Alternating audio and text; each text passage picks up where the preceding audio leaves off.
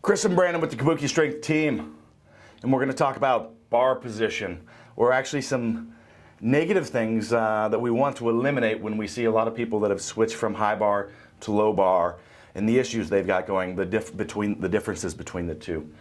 In fact, there's very little difference between those two if you know how to make them the same.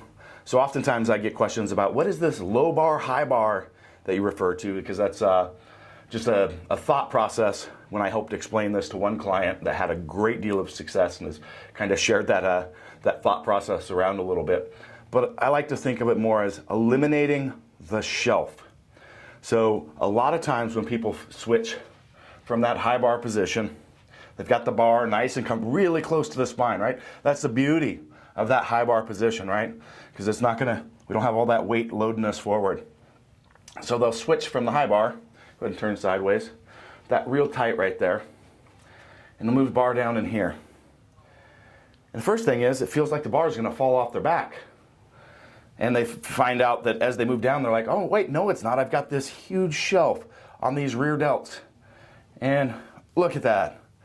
And did you see how I just cued him kind of forward a little bit? And this is the position that they'll end up in.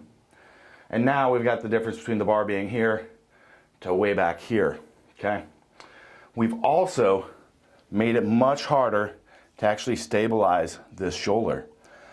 So when they miss the squat, you'll often see them doing kind of rolling forward with the upper body. And so what we want to do is, look, they're the same thing. Your spine is right there. Let's just get it closer to the bar, right? Let's make it just like the high bar. Let's kill the shelf. You just got to get used to the bar. Make sure you're not wearing a, a nice super high quality shirt that's the bar's going to slick off of you, or a bar with no knurling, or any of those things, because that is going to create a problem if you try to do this. But what we want to think about is, how do we get rid of that shelf right there? So I like to bring awareness to right here and have them drive. Imagine pushing that straight through right there into the bar and drive that spine into the bar, and he can push his head back into this position. Look at that. Now look at this. That spine is right by that bar, almost in the same position the high bar was. And we're in much better position now to crank those lats, get some good engagement here, and not get owned when that squat, you're getting up towards 3/4 of the way to the top and it starts failing on you and you start rounding out. And then it pulls the rest of the chain out. So it's clearly not the same thing as, Brandon, you can turn around and face me. The opposite, that's why I'm focusing on this area right here and driving that through. So here's the shelf, here's the fix, shelf, fix. So notice it's not this. So we're not driving the head back into the bar. We're driving the head, we're driving the neck, the base of the neck. Boom. See my position change? Boom. Right there. Because if you have this, you do not have those shoulders stabilized the way that you want. And as you squat, you're going to go boom right there as you go towards failure. We don't want that. We want that right there. So however you want to think of it, low bar, high bar being the same thing, just getting that spine as close to the position as possible. Or how do I eliminate that shelf? You want the shelf to go away. You don't want to create a shelf like this. So Brandon, any additional thoughts on well, it's the topic? It's a pretty nuanced aspect of the way we hold a squat bar on our back, but we know that this feels probably comfortable, that rolled forward position, to everybody, because we can actually feel something back there. There's a little bit more rolled up tissue back there to support the bar on.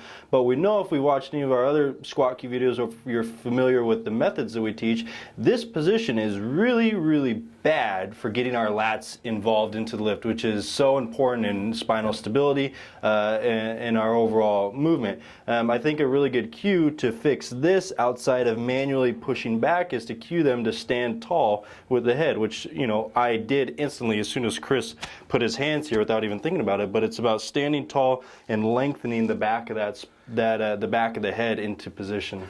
That is a great point. So our stand tall cue sequence for both the deadlift and the squat, although we actually do the same thing on the bench, Yep. but you're in the laying Yep. position, is all the same, and it actually ties into the same thing. Project that spine through the top of the head there, and then extend it, right? So as you do that, boom, look what happens. Those shoulders kind of drop away, everything pulls and comes into line there. Boom.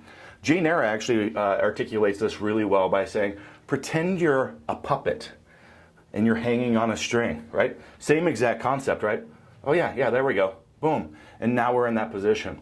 And this is an area where some people have actually misinterpreted some of my cueing that I posted online, and they think that I'm teaching to crunch. But that's exactly one of the things that goes wrong with losing the stabilization when you shelf, right? Because if you shelf, did you see what I've got here? I've actually let this collapse past the area that I want. It's not drawn down, it's pushed down. And now I've lost the tilt the other direction with the diaphragm and the pelvic floor. So I haven't really engaged the diaphragm driving it down. I've just pushed my rib cage into position, which now I can't actually create that proper pressure. So it does affect more than just the lat engagement into the core. So again, that's where that stand tall cue is another perfect way of explaining that, if you think of that. And that's a great cue that we have discussed in another video. Yeah. Or several different videos. Oh, yeah, every it video, relates, I'm it sure. relates to all of them. So, all right. So, Chris and Brandon, signing out. We want you to be standing tall, squatting heavy, and not using that self-created shelf for the squat. Kill it.